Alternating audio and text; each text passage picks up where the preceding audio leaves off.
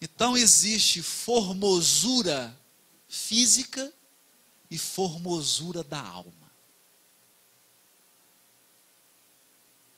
E uma alma formosa é algo encantador. Encantador. Alguém que seja fraterno.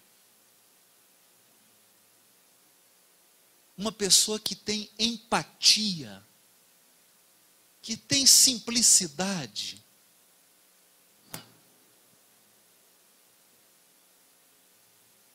Que é capaz de perdoar, que é capaz de relevar os defeitos, é de fato uma alma formosa. Uma alma formosa. Uma alma em que o Evangelho deixou de ser um livro, e passou a ser um roteiro. Um roteiro. A coisa mais bonita que eu considero hoje, a experiência mais bonita com relação ao Evangelho, depois de ler o Evangelho em grego, de ler em inglês, em português, em tudo quanto é língua, em manuscrito, em tudo, a coisa que mais emociona, me emociona hoje, é ler o Evangelho em alguém.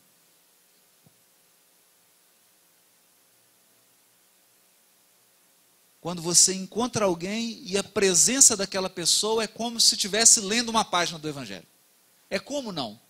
É ler uma página do Evangelho.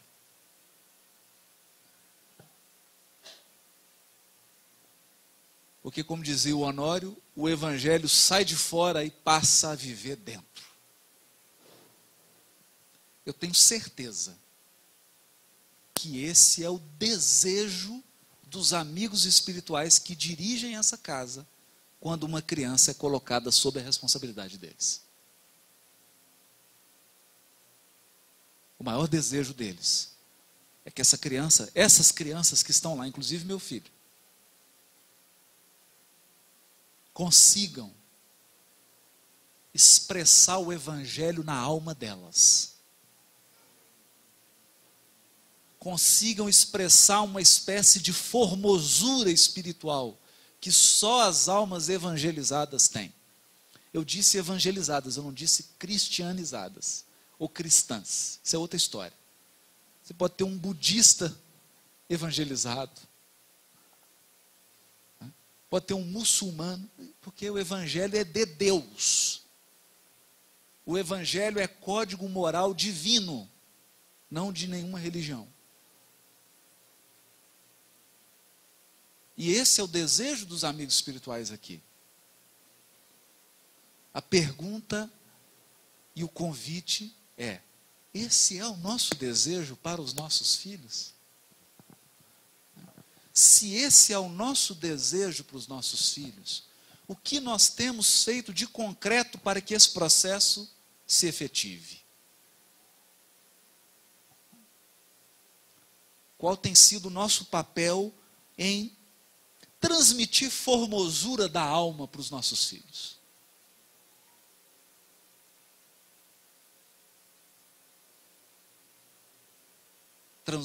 Transmitir formosura da alma. Não dizer para ele: olha, isso é certo, isso é errado. Não. Meu filho, uma pessoa de bem, evangelizada, não faria isso.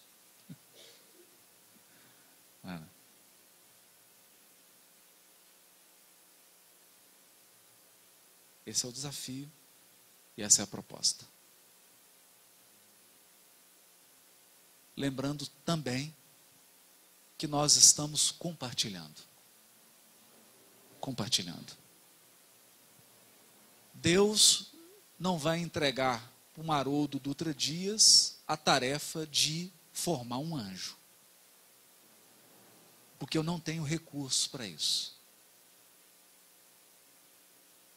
De modo que nós recebemos os espíritos que precisam das lições que nós já temos condições de transmitir. Não há pai, não há mãe melhor para o seu filho do que você. Porque esse processo de compartilhar valores do Evangelho não é uma palestra. Não é sentar aqui e fazer uma palestra para o filho. É um processo de magnetizar a alma.